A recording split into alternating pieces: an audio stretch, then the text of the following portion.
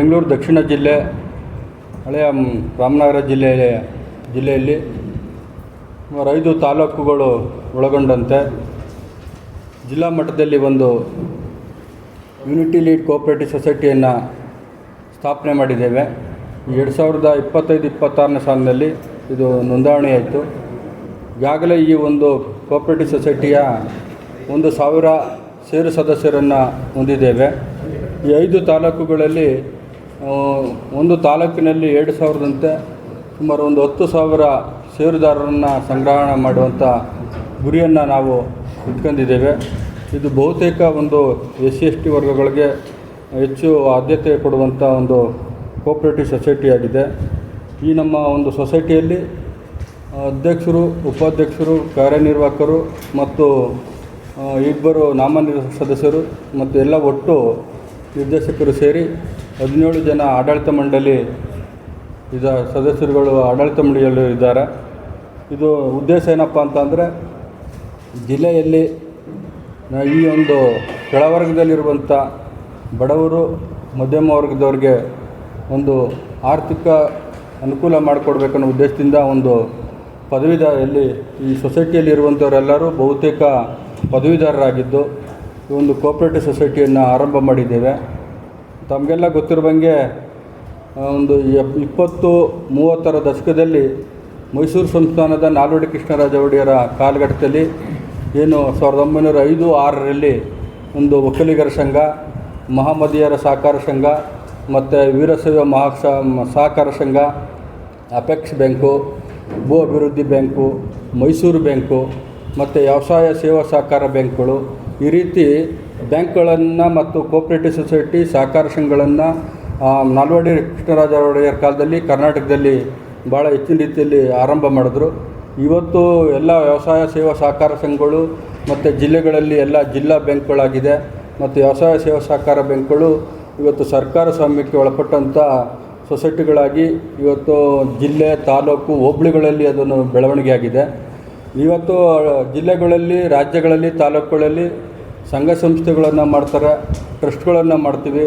ಈ ಟ್ರಸ್ಟುಗಳು, ಸಂಘ ಸಂಸ್ಥೆಗಳನ್ನು ಮಾಡೋದ್ರಿಂದ ಒಂದು ಸರ್ಕಾರಕ್ಕೆ ಮನವಿಯನ್ನು ಕೊಡುವುದು, ಅರ್ಜಿಯನ್ನು ಕೊಡುವುದು, ಅದು ಬೇರೆ ರೀತಿಯ ಚಟುವಟಿಕೆಗಳನ್ನು ಮಾಡಲಿಕ್ಕೆ ಸಾಧ್ಯ ಆಗಲ್ಲ.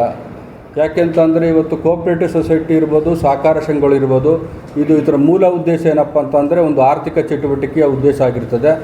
ಜನಗಳಿಗೆ ಇವತ್ತು ಏನು ಬೇಕಾಗಿದೆ ಅಂತಂದರೆ ಇವತ್ತು ಕೇಂದ್ರ ಸರ್ಕಾರ ಇರ್ಬೋದು, ರಾಜ್ಯ ಸರ್ಕಾರಗಳಿರ್ಬೋದು, ರಾಜ್ಯ ಮತ್ತು ಕೇಂದ್ರದಲ್ಲಿ ಸರ್ಕಾರಗಳು ಮತ್ತು ರಾಜ್ಯ ಮತ್ತು ದೇಶ ಭಾಳ ಪ್ರಬುದ್ಧವಾಗಿ ಮತ್ತು ಹೈಟೆಕ್ ಯುಗದಲ್ಲಿ ಇರ್ಬೋದು. ಆದರೆ ದೇಶದಲ್ಲಿ, ರಾಜ್ಯದಲ್ಲಿ ಇರುವಂಥ, ಜಿಲ್ಲೆಯಲ್ಲಿರುವಂಥ ಜನಗಳು ಯಾರು ಇವತ್ತು ತಲಾದಾಯ ಬದಲಾವಣೆ ಆಗಿಲ್ಲ. ಇವತ್ತು ಏನು ಸ್ವತಂತ್ರ ಪೂರ್ವದಲ್ಲಿ ಯಾವ ಸ್ಥಿತಿಯಲ್ಲಿದ್ದರೂ ಜನ ಅದೇ ಸ್ಥಿತಿಯಲ್ಲಿದ್ದಾರೆ. ಬಡವರು ಬಡವರಾಗೇ ಇದ್ದಾರೆ, ಶ್ರೀಮಂತರು ಆಗ್ತಾನೇ ಇದ್ದಾರೆ. ಸರ್ಕಾರ ತರುವಂಥ ಯೋಜನೆಗಳು, ಅಭಿವೃದ್ಧಿಗಳು ಸಹ ಆರ್ಥಿಕ ಆದಾಯವನ್ನು ಹೆಚ್ಚಿಸುವಂಥ ಕಾರ್ಯಕ್ರಮಗಳಾಗಿರುವುದಿಲ್ಲ. ಹಾಗಾಗಿ ಈ ಯೋಜನೆಗಳಿಂದ ಯಾವುದೇ ಉಪಯೋಗ ಆಗಲ್ಲ. ಹಾಗಾಗಿ ನಾವು ಒಂದು ಯುವಕ ಮಿತ್ರಗಳೆಲ್ಲ ಸೇರಿ ಒಂದು ಜಿಲ್ಲೆಯಲ್ಲಿ ಒಂದು ಕೋಆಪರೇಟಿವ್ ಸೊಸೈಟಿಯನ್ನು ಮಾಡಿ ಜನಗಳಿಗೆ ಒಂದು ಅನುಕೂಲ ಮಾಡುವಂಥ ಉದ್ದೇಶದಿಂದ ಇದು ಒಂದು ಆರ್ಥಿಕ ಚಟುವಟಿಕೆ ಸಂಬಂಧಪಟ್ಟಂಥ ಸೊಸೈಟಿ ಆಗಿರೋದ್ರಿಂದ ಜನಗಳಿಗೆ ಈಗ ತಮಗೆಲ್ಲರೂ ಗೊತ್ತಿರುವಂಗೆ ಸುಮಾರು 83-90 ಹಿಂದೆ ಸರ್ಕಾರಗಳು ನಿವೇಶನಗಳನ್ನು ಕೊಟ್ಟಿದ್ದರು. ಇವತ್ತು ಇದುವರೆಗೂ ಬಡವರುಗಳಿಗೆ ಒಂದು ಉಚಿತವಾದಂಥ ನಿವೇಶನಗಳಿಲ್ಲ. ತಮಗೆ ಗೊತ್ತಿರುವಂಗೆ ರಾಮನಗರ ಜಿಲ್ಲೆಯಲ್ಲಿ ಒಂದು 2004-5ರಲ್ಲೇನೋ 5,100 ರೂಪಾಯಿ ದುಡ್ಡನ್ನು ಕಟ್ಟಿಸ್ಕೊಂಡು 3,000 ಜನದ ಹತ್ರ ನಿವೇಶನ ಕೊಡ್ತೀವಿ ಅಂತ ಇದುವರೆಗೂ ರಾಮನಗರ ಜಿಲ್ಲೆಯಲ್ಲಿ ಕೊಟ್ಟಿಲ್ಲ. ಆ ರೀತಿ ಅನೇಕ ಹಳ್ಳಿಗಳಲ್ಲಿ ಇವತ್ತು ಒಂದು ನಿವೇಶನಗಳಿಲ್ಲದೆ ಜನ ಭಾಳ ಕಷ್ಟದಲ್ಲಿದ್ದಾರೆ. ರಾಮನಗರ ಜಿಲ್ಲೆ ತಮಗೆ ಗೊತ್ತಿದೆ, 50 ವರ್ಷದಿಂದ ಎಷ್ಟೋ ಜನ ಬಾಡಿಗೆ ಮನೆಯಲ್ಲಿದ್ದು ಬಾಡಿಗೆಯಲ್ಲೇ ಜೀವನ ಮಾಡ್ಕೊಂಡು ಕಳೀತಾ ಇದ್ದಾರೆ. ನಾವು ಒಂದು ಕೋಆಪರೇಟಿವ್ ಸೊಸೈಟಿಯನ್ನು ಮಾಡೋದ್ರ ಮುಖಾಂತರ ಒಂದು ಬಡಾವಣೆಗಳನ್ನು ಮಾಡಿ ಬಡವರಿಗೆ ಮತ್ತು ಈ ಒಂದು ಕೋಆಪರೇಟಿವ್ ಸದಸ್ಯರುಗಳಿಗೆ ರಿಯಾಯಿತಿ ದರದಲ್ಲಿ ಒಂದು ನಿವೇಶನಗಳನ್ನು ಕೊಡುವಂಥದ್ದು, ಮನೆ ಕಟ್ಟಲಿಕ್ಕೆ ಅವರಿಗೆ ಆರ್ಥಿಕ ಸಹಾಯವನ್ನು ಮಾಡುವಂಥದ್ದು ಮತ್ತು ಉನ್ನತ ಶಿಕ್ಷಣ ಮತ್ತು ವೃತ್ತಿಪರ ಕೋರ್ಸ್ಗಳು ಮಾಡೋಕ್ಕೆ ಅವರಿಗೆ ಆರ್ಥಿಕ ಸಹಾಯ ಮಾಡುವಂಥ ಕೆಲಸಗಳನ್ನು ನಮ್ಮ ಕೋಆಪರೇಟಿವ್ ಸೊಸೈಟಿ ಮಾಡಬೇಕಂತ ಮುಂದೆ ಹಂತ ಹಂತವಾಗಿ ಮಾಡಬೇಕು ಅನ್ನೋಂಥ ಆಲೋಚನೆಯನ್ನು ಇಟ್ಕೊಂಡಿದ್ದೀವಿ. ಮತ್ತು ಆ ಒಂದು ಏನು ಷೇರುದಾರರ ಮಕ್ಕಳುಗಳಿದ್ದಾರೆ, ಅವರಿಗೆ ಒಂದು ಪ್ರತಿಭಾ ಪುರಸ್ಕಾರ ಮಾಡುವಂಥದ್ದು, IAS, KS, IPS, IFS ಈ ಥರದ ಎಲ್ಲ ರೀತಿಯ ವೃತ್ತಿಪರ ಕೋರ್ಸ್ಗಳ ತರಬೇತಿಯನ್ನು ಕೊಡುವುದ್ರ ಮುಖಾಂತರ ಅವರಿಗೆ ಮನೆ ಸಾಲ ಇರ್ಬೋದು, ನಿವೇಶನ ತಗೋದಿರ್ಬೋದು, ಮತ್ತು ವಾಹನ ಸಾಲ, ಅನೇಕ ರೀತಿಯ ವಿಮಾ ಯೋಜನೆಗಳು ಇವೆಲ್ಲವನ್ನು ನಾವು ಕೋಆಪ್ರೇಟಿವ್ ಸೊಸೈಟಿಯಲ್ಲಿ ಮಾಡಬೇಕನ್ನೋ ಉದ್ದೇಶದಿಂದ ಈ ಒಂದು ಕೋಆಪ್ರೇಟಿವ್ ಸೊಸೈಟಿಯನ್ನು ಮಾಡಿದ್ದೀವಿ. ಈಗಾಗಲೇ 1,000 ಷೇರುದಾರರು ಈ ಒಂದು ಕೋಆಪ್ರೇಟಿವ್ ಸೊಸೈಟಿಯಲ್ಲಿ ಸದಸ್ಯರನ್ನು ಪಡೆದಿದ್ದಾರೆ.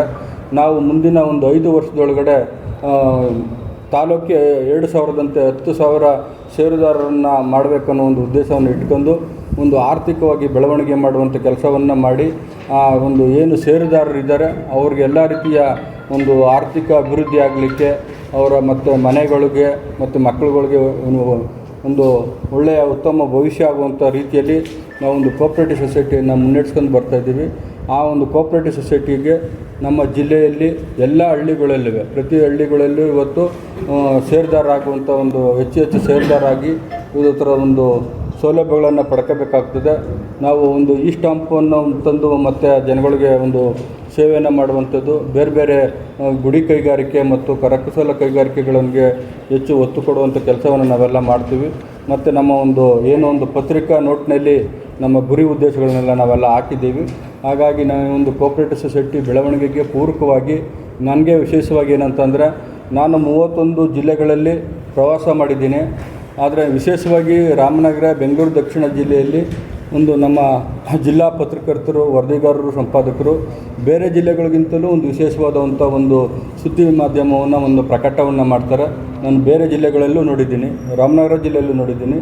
ಈ ನಮ್ಮ ಜಿಲ್ಲೆಯಲ್ಲಿ ಒಂದು ವಿಶೇಷವಾದ ಒಂದು ವರದಿ ಮತ್ತು ಸುದ್ದಿಗಳನ್ನು ತುಂಬ ಅಚ್ಚುಕಟ್ಟಾಗಿ ನೀಟಾಗಿ ಮಾಡ್ತಾ ಇದ್ದೀರಾ.